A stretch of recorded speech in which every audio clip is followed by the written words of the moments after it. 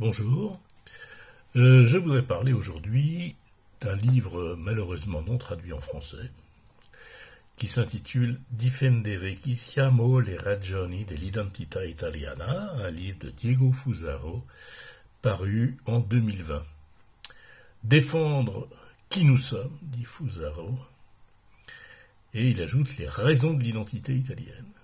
Alors qui est Diego Fusaro? Diego Fusaro est un philosophe encore jeune, puisqu'il est né en 1983, mais auteur déjà d'une impressionnante collection d'ouvrages qui portent sur toutes sortes de sujets philosophiques, sur des auteurs. Son auteur de prédilection étant Marx, dont il se dit un élève, bien qu'il ne se dise pas vraiment marxiste, et puis beaucoup d'autres auteurs, par exemple Gramsci, qui figure dans sa bibliographie. Voilà. Alors, Diego Fusaro est un auteur assez connu en Italie, qui a publié beaucoup de livres, et chez des auteurs parfois importants, je pense par exemple à la Feltrinelli. Il est également connu du grand public, parce qu'on va retrouver souvent Diego Fusaro sur les plateaux de télévision. Il est invité dans des talk-shows contre toutes sortes de personnages, ce qui lui vaut d'ailleurs des critiques sévères, Il est accusé justement d'être un philosophe de plateau de télévision, ce qui n'est pas du tout le cas. C'est quelqu'un d'érudit et qui connaît la philosophie contemporaine et pas seulement. Il a écrit aussi bien sur Épicure, la Pharmacia di Epicuro, que sur les rapports de Heidegger et Marx à la technique, etc., etc. C'est aussi un philosophe inclassable, parce qu'il refuse les écoles, il refuse les querelles d'école. Fusaro n'est pas du tout quelqu'un qui va essayer de classer les philosophes en fonction de leurs aventures politiques, qui sont souvent très douteuses. Il essaie de faire son miel de tous les philosophes en particulier. On va trouver par exemple un rapport à Heidegger, car indépendamment des positions politiques tout à fait condamnables de Heidegger, son œuvre philosophique peut être utile, pense Fusaro. De la même façon, il a pris la défense de Giovanni Gentile, qui est un philosophe italien, dont la carrière politique n'est pas très reluisante, puisqu'il a fini ministre de l'Éducation nationale de Mussolini pendant un certain temps, et il est resté fidèle à Mussolini jusqu'à la fin de sa vie. Et pourtant, il est l'auteur de livres de philosophie très importants, et il a même été un de ceux qui ont introduit Marx en Italie. Voilà. Donc Fusaro est un philosophe éclectique au bon sens du terme. Il est le disciple aussi d'un autre philosophe italien, peu connu en France, Costanzo Preve, là aussi un élève de Marx tout à fait indocile, dont j'ai publié aux éditions Armand Collin l'histoire critique du marxisme en 2013. Voilà. Alors, les livres de Fusaro sont également traduits dans de nombreuses langues, disons, en espagnol, en roumain, en partie en français. Il y a peu de livres parus en français. Je signale Europe et capitalisme, paru chez Mimesis en 2016. Voilà, et deux autres ouvrages ont été publiés en français. Alors, de quoi parle Diego Fusaro dans sa défense de l'identité italienne, défense de qui nous sommes? Eh bien, il ne parle pas spécialement de l'Italie, quoique il aborde la question d'un point de vue italien, mais il parle surtout de la défense des nations et de l'identité des nations. Et son point de départ est une analyse de l'étape actuelle du mode de production capitaliste, analyse qui part de ce constat que nous sommes arrivés au troisième âge, ou à la troisième phase du capitalisme, qui est celle du capitalisme absolu, c'est-à-dire d'un capitalisme qui s'est complètement émancipé de l'histoire dont il est sorti, en quelque sorte.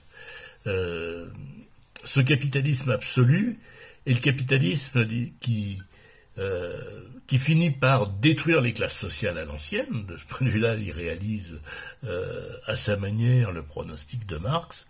Il n'y a plus de bourgeoisie au sens classique du terme, c'est-à-dire d'une classe qui est enracinée dans un sol, dans la propriété, etc. Il y a une espèce de nouvelle race des seigneurs, mondialisée, indifférente à tout enracinement.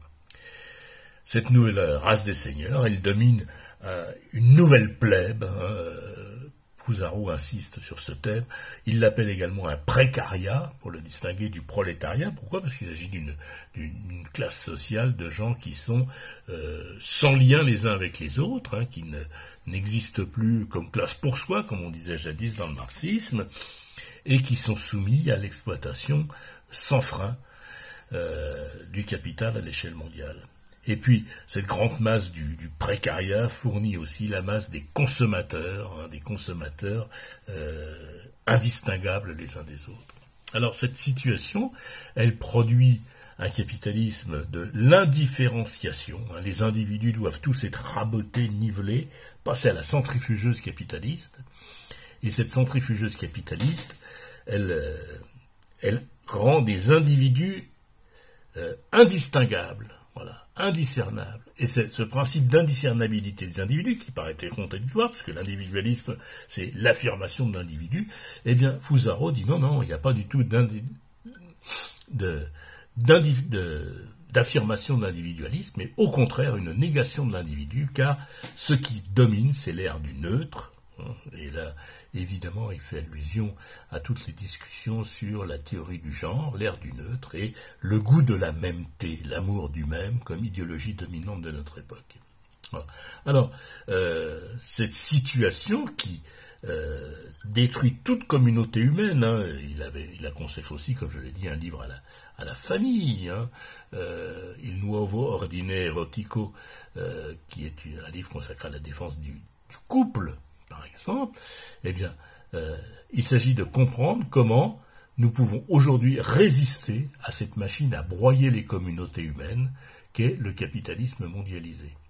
Et de ce point de vue, le retour à la souveraineté de l'État national, pour Fusaro, est quelque chose qui permet justement de résister au développement du mode de production capitaliste. Là, il ne s'agit pas de prendre la défense d'on ne sait quelle identité qui serait magnifiée, mise au-dessus de toutes les autres. Fusaro, tout Italien qui soit, ne rêve pas au retour de l'Empire romain. Mais il s'agit au contraire de considérer que ces identités nationales sont la seule manière dont l'universel peut être saisi. L'universel n'existe qu'à travers les identités.